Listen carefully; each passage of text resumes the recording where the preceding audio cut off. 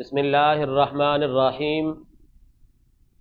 دعا کی اہمیت کے حوالے سے، فضیلت کے حوالے سے قرآن مجید سے ایک آیت کریمہ کو بیان کرنا چاہوں گا۔ سورہ البقرہ چیپٹر نمبر 2 ورس نمبر 186۔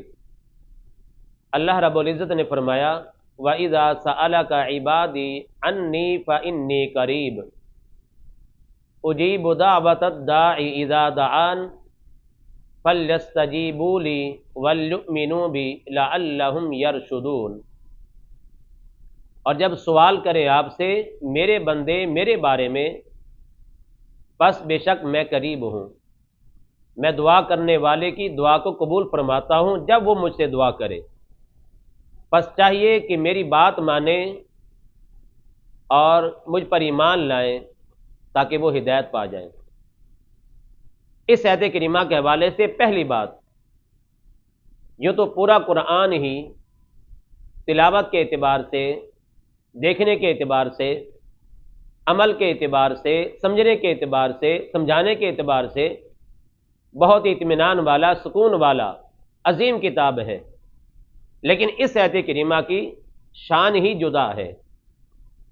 خاص طور پر اس آیت کریمہ کے اندر جو یہ الفاظ ہیں فَإِنِّي قریب، ان الفاظ کی شان ہی نرالی ہے، اس لیے کہ جب دکھوں کا مارا ہوا انسان، غموں کے اندر گھرا ہوا انسان، بیماریوں کے اندر مبتلا انسان، خطرات میں گرفتار انسان جب یہ سنتا ہے کہ جو میرا مالک ہے، جو میرا خالق ہے، جو میرا رازق ہے، میرے قریب ہے، تو اس انسان کی ذات میں بلکہ روح کی گہرائیوں کے اندر اطمینان اور سکون کی لہریں دوڑتی چلی جاتی ہیں کہ مجھے پریشان ہونے کی کوئی ضرورت نہیں ہے، میرا اللہ میرے بہت زیادہ قریب ہے۔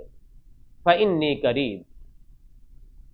اس آیت کریمہ کے حوالے سے دوسری بات، صحابہ کرام کوئی سوال کرتے یا کوئی مسئلہ پوچھتے یا کسی غیر مسلم کو کوئی سوال کر کے بات پوچھنا ہوتی تو رب کائنات کی ذات آسمانوں سے قرآن کی آیات کو نازل کر کے ان کے جواب دیتا، لیکن رب کائنات کا کامن انداز کیا ہوتا؟ جواب سے پہلے لفظ کل کا اضافہ فرما دیتا۔ مثال کے طور پر سورہ بنی اسرائیل چیپٹر نمبر 15 ورس نمبر 85، وَيَسْأَلُونَكَ عَنِ الرُّوحِ قُلِ الرُّوحُ مِنْ أَمْرِ رَبِّي۔ یہودیوں نے سوال کیا روح کے حوالے سے، اللہ رب العزت نے جواب دیا، لیکن جواب سے پہلے لفظ کل کا اضافہ فرما دیا کہ محبوب آپ انہیں کہہ دیجئے۔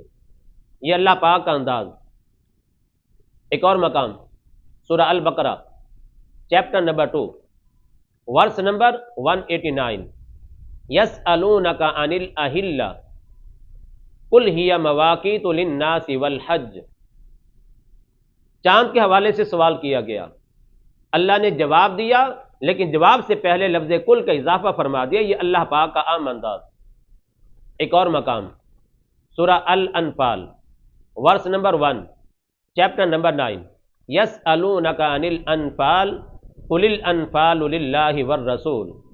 مال غنیمت کے حوالے سے سوال کیا گیا، اللہ نے جواب دیا، لیکن جواب سے پہلے وہی عام انداز اللہ پاک کا، لفظ کل کو جواب سے پہلے ذکر فرما دیا۔ اور بھی بہت سے مقامات ہیں، لیکن رب کائنات نے اس آیت کریمہ میں جب صحابہ کرام نے ذات باری تعالیٰ کے حوالے سے سوال کیا تو اپنا جو عام انداز ہے اس کو چینج فرما دیا، تبدیل فرما دیا، ختم فرما دیا۔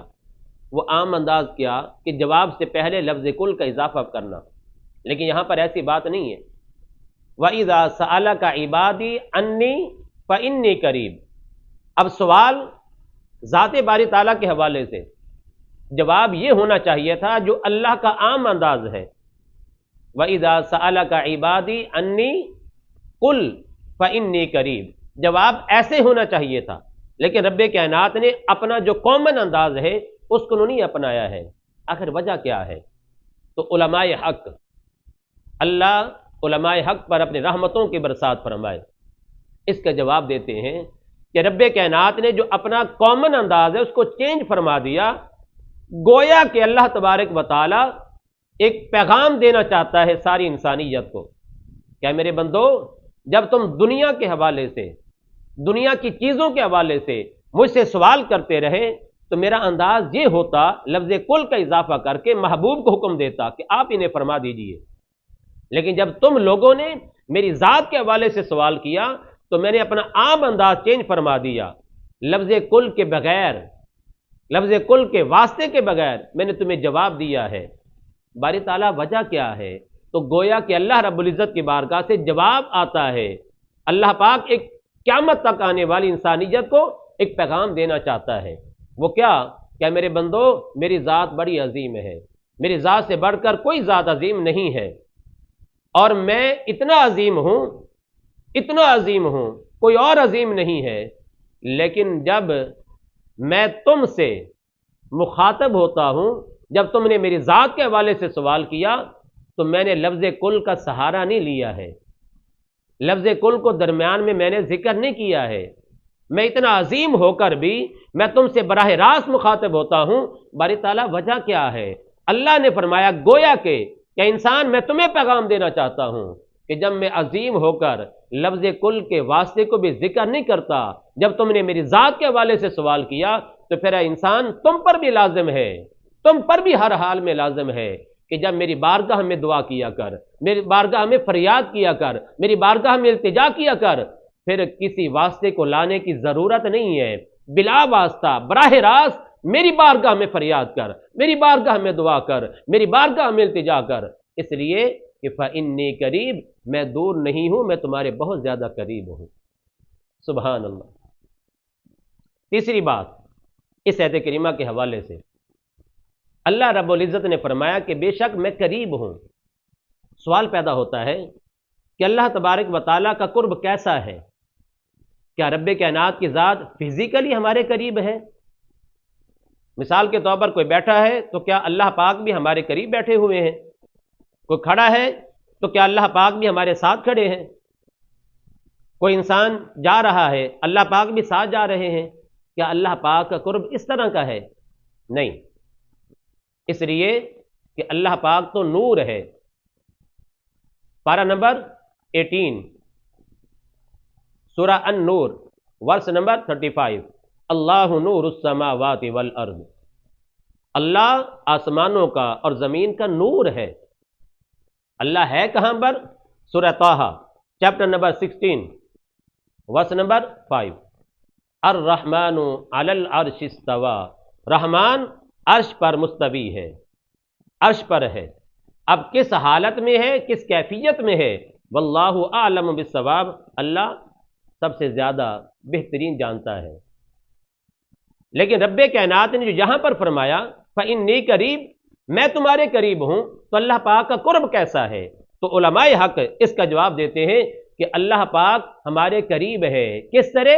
اپنے علم کے اعتبار سے ہمارے قریب ہے، اپنی رحمت کے اعتبار سے ہمارے قریب ہے، اپنی عطاؤں کے اعتبار سے ہمارے قریب ہے، ہماری دعاؤں کو سننے کے اعتبار سے ہمارے قریب ہے، ہماری دعاؤں کو قبول کرنے کے اعتبار سے قریب ہے، اپنی قدرت اور طاقت کے اعتبار سے ہمارے قریب ہے۔ من حیث الذات نہیں بلکہ من حیث العلم، من حیث الرحمہ، رب کائنات کی ذات اپنے بندوں کے قریب ہے۔ ایک اور بات اس آیت کریمہ کے حوالے سے کہ اللہ پاک ہمارے قریب ہے، رحمت، علم، قدرت، طاقت، دعاؤں کو سننے کے اعتبار سے، لیکن کتنا قریب ہے؟ اللہ رب العزت نے اس کا جواب بھی قرآن مجید میں عطا فرما دیا۔ چیپٹر نمبر 26 سورہ قاف ورس نمبر 16، وَنَحْنُ أَقْرَبُ إِلَيْهِ مِنْ حَبْلِ الْوَرِيدِ، اللہ رب العزت نے فرمایا کہ ہم قریب ہیں انسان کے۔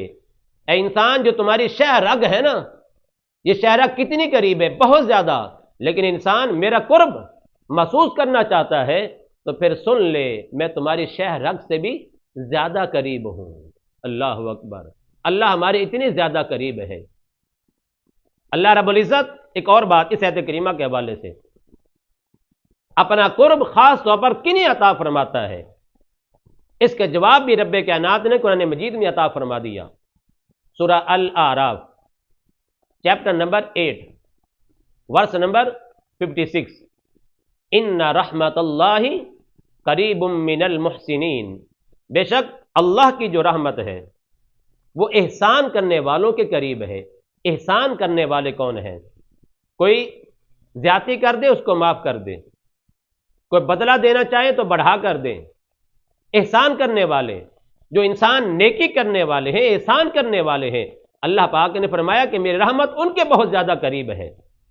ایک اور بات اس آیت کریمہ کے حوالے سے کہ اللہ تبارک و تعالیٰ کا قرب احسان کرنے والوں کو، نیکی کرنے والوں کو، انسان کو سب سے زیادہ کم ملتا ہے۔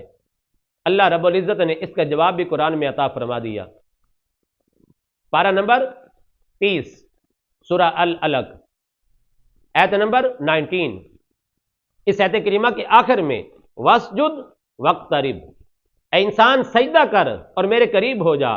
پتہ چلا کہ انسان چاہتا ہے کہ میں اللہ پاک کی بارگاہ میں زیادہ قریب ہو جاؤں، اللہ پاک کا مجھے زیادہ سے زیادہ قرب نصیب ہو جائے، تو پھر اللہ پاک کا ذکر کرے، سجدے زیادہ کرے۔ جتنے زیادہ سجدہ کرتا چلے جائے گا اللہ تبارک و تعالیٰ اس انسان کو اتنا زیادہ قرب عطا فرماتا چلا جائے گا۔ اس آیت کریمہ کے اگلے حصے کی طرف، اجیب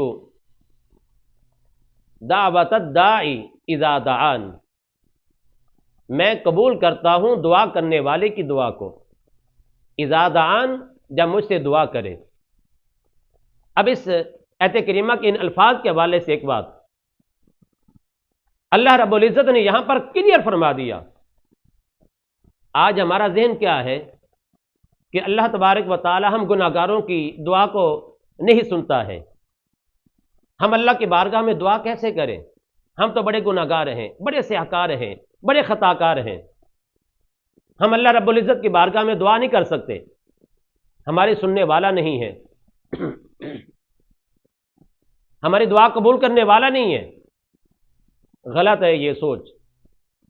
اللہ رب العزت نے انسان کی اس سوچ کو اس حوالے سے غلط فرما دیا۔ فرمایا کہ اجیب دعوت الداعی اذا دعان، چاہے کوئی گناہ گار ہے، چاہے نیکوکار ہے، چاہے کوئی فاسق و فاجر ہے، چاہے ولی کامل ہے، چاہے متقی پرہیزگار ہے یا گناہ گار ہے، فرمایا اجیب دعوت الداعی اذا دعان، جب مجھ سے دعا کریں گے میں اس انسان کی دعا کو قبول کرنے والا ہوں۔ لہذا سے یہ سوچ نکال دیں کہ اللہ پاک ہماری دعا کو قبول نہیں کرتا۔ اللہ رب العزت ہر انسان کی دعا کو قبول کرتا ہے، یہ اللہ تبارک و تعالیٰ نے یہاں پر واضح فرما دیا ہے۔ لیکن آج ہماری حالت کیا ہے کہ ہم غیروں سے جو جا کر دعا کرواتے ہیں، اللہ رب العزت کی بارگاہ میں دعا کرنے کے لیے تیار نہیں ہوتے ہیں۔ غلط ہے، قرآن کے خلاف ہے۔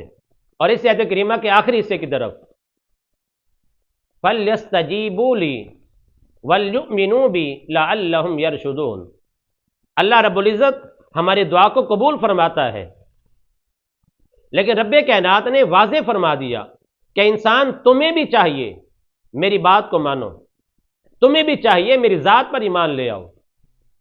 لیکن آج ہماری حالت کیا ہے کہ ہم اپنی بات تو اللہ سے منوانا چاہتے ہیں، لیکن اللہ کی بات کو ہم ماننے کے لیے تیار نہیں ہے۔ غلط ہے۔ انسان تو چاہتا ہے کہ اللہ میری بات کو سنے، اللہ میری دعا کو قبول فرمائے، اللہ مجھ سے راضی ہو جائے، مجھے قرب عطا فرما دے، تو پھر ہمیں چاہیے کہ اللہ رب العزت کی بات کو بھی مانیں۔ قرآن سورہ البقرہ چیپٹر نمبر 2 آیت نمبر 152، فَاذْكُرُونِي أَذْكُرُكُمْ وَاشْكُرُوا لِي وَلَا تَكْفُرُونَ، پس تم مجھے یاد کرو، اللہ فرماتا ہے میں تمہیں یاد کروں گا۔ اب پہلے کیا؟ مجھے یاد کرو، مجھے یاد کرو، میں تمہیں یاد کروں گا۔ پتہ کیا چلا کہ اللہ کو یاد کریں گے تو اللہ پاک یاد کرے گا، اللہ کی مانیں گے تو اللہ ہماری مانے گا۔ ایک اور مقام پر رب کائنات نے اس بات کو بیان فرمایا، چیپٹر نمبر 26 سورہ محمد ورس نمبر 7، یا ایھا الذین آمنوا ان تنصروا اللہ ینصرکم، اے ایمان والو اگر تم اللہ کی مدد کرو گے اللہ تمہاری مدد کرے گا۔ اگر انسان اللہ کے دین کی مدد کرے گا تو اللہ تبارک و تعالیٰ انسان کی مدد کرے گا۔ یہ نہیں ہے کہ انسان دین کی مدد نہ کرے، دین کے حوالے سے محنت نہ کرے اور انسان کہے کہ اللہ پاک میری مدد کرے۔ ایسا نہیں ہو سکتا ہے۔ پتہ چلا کہ پہلے دین کے حوالے سے کاوش کرو، محنت کرو، پھر اللہ تبارک و تعالیٰ کی مدد بھی آئے گی۔ تو انسان کو چاہیے کہ پہلے اللہ کی مانے، پھر اللہ تبارک و تعالیٰ انسان کی دعا کو قبول بھی فرمائے گا، جواب بھی فوراً عطا فرمائے گا۔ حدیث قدسی ہے، وَإِذَا تَقَرَّبَ الْعَبْدُ إِلَيَّ شِبْرًا تَقَرَّبْتُ إِلَيْهِ ذِرَاعًا وَإِذَا تَقَرَّبَ إِلَيَّ ذِرَاعًا تَقَرَّبْتُ إِلَيْهِ بَاعًا وَإِذَا أَتَانِي يَمْشِي أَتَيْتُهُ هَرْوَلَةً أو كما قال۔ صحیح بخاری شریف کے اندر یہ حدیث پاک ہے کہ انسان تم میری طرف تھوڑا سا آگے بڑھ، ایک بالشت کے برابر، میں گز کی طرح ایک گز کے برابر تیری طرف بڑھوں گا۔ یعنی اے انسان تم میری طرف محنت کر، کوشش کر، میری رحمت بھی تیری طرف بڑھے گی، تو اور زیادہ کوشش کرے گا، میری رحمت اور تیری طرف بڑھے گی، تو اگر چلتا ہوا آئے گا میری رحمت دوڑتی ہوئی یعنی بہت جلد تجھے پا لے گی۔ پتہ کیا چلا کہ انسان چاہتا ہے کہ اللہ تبارک و تعالیٰ میری سنے، تو اللہ پاک نے اس آیت کریمہ میں واضح فرما دیا میں انسان تیری دعا کو قبول کرنے والا ہوں، لیکن تمہیں بھی چاہیے کہ میری بات کو مان۔ فَلْيَسْتَجِيبُوا لِي وَلْيُؤْمِنُوا بِي لَعَلَّهُمْ يَرْشُدُونَ۔ اب یہ آیت کریمہ ہے، اس میں واضح طور پر بہت سی باتیں بیان کی گئیں۔ اللہ پاک کا قرب بھی ہے، سوال کا جواب بھی ہے، اور اللہ تبارک و تعالیٰ نے انسان کے حوالے سے بات واضح فرما دی ہے، انسان میں تمہاری دعا کو قبول کرنے والا ہوں۔ لہذا انسان کو چاہیے کہ اللہ کی بارگاہ سے مانگے، اللہ کی بارگاہ میں فریاد کرے، اللہ کی بارگاہ میں التجا کرے، اس لیے کہ اللہ تبارک و تعالیٰ ہماری دعاؤں کو قبول کرنے والا ہے۔ انسان کو چاہیے کہ اللہ تبارک و تعالیٰ کی بات کو مانے، اللہ پاک کے احکامات پر عمل کرے۔ اللہ رب العزت ہمیں اپنی ذات سے مانگنے کی توفیق عطا فرمائے، اپنی بارگاہ میں التجائی کرنے کی توفیق عطا فرمائے، اپنی بارگاہ میں خالص مانگنے کی، دعا کرنے کی توفیق عطا